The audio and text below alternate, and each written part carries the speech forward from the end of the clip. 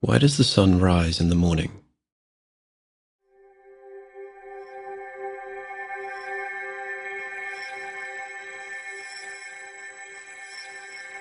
It traces its arc across the sky, illuminating my world, moving my shadow and warming my skin, before setting just as surely back into the sea. Why should it be like this? Why should anything happen at all?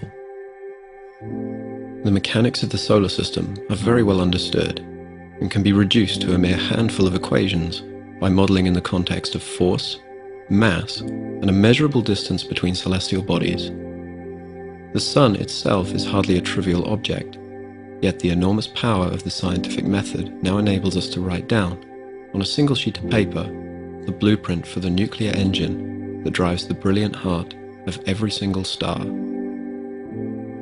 I can, and do, explain these concepts to people on a regular basis, but the question remains, why does it happen?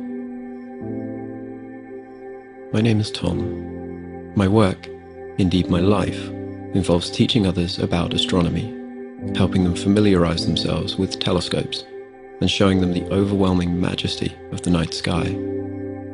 The universe is an endless ocean of treasures, often unbearably beautiful, and a single night under the stars can move a person very deeply.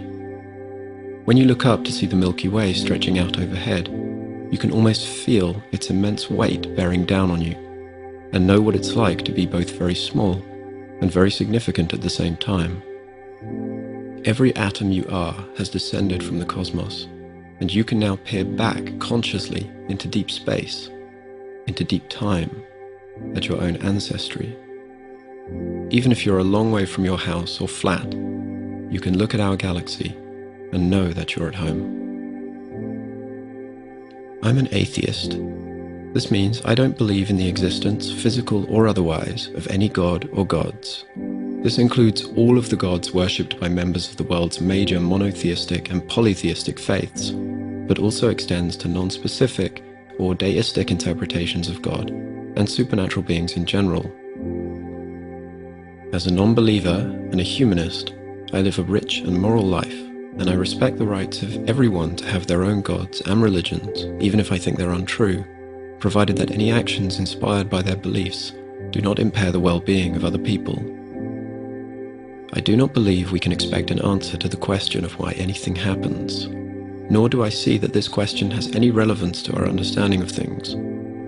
A question of purpose should be properly phrased within the context of consciousness, which itself is an emergent feature of the ever more complex nature of the brain. By all accounts, advanced brains are a relatively small-scale phenomenon in the cosmos, but even knowledge of a grand design and purpose would not, I propose, give us a satisfying answer to the question.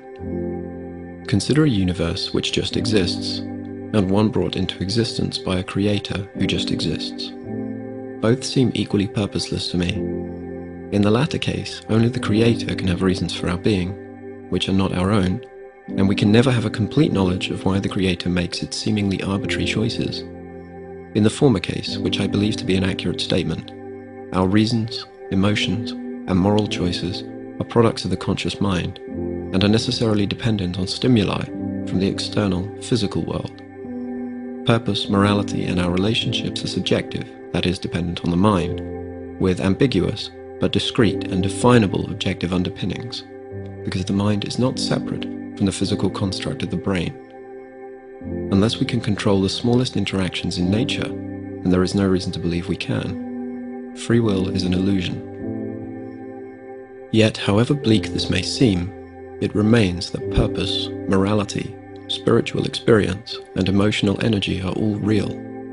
Perhaps remarkably, the universe with God offers nothing at all that the atheist does not already accept, other than the illusion that our choices are truly free.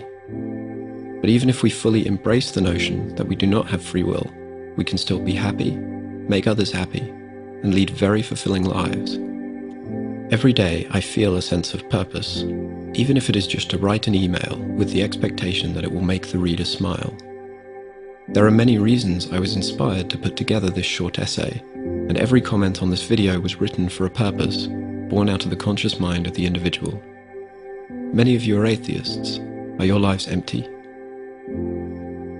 I've discovered among many atheists a shared desire to learn the story of our origins as revealed by the tools of scientific inquiry. Every detail in every field has its fan club. Everyone has a favorite fact about the world, sometimes deceptively obvious, sometimes quirky, sometimes very challenging to comprehend. It is obvious to me that these people take great fulfillment from learning about the world and sharing their knowledge with others.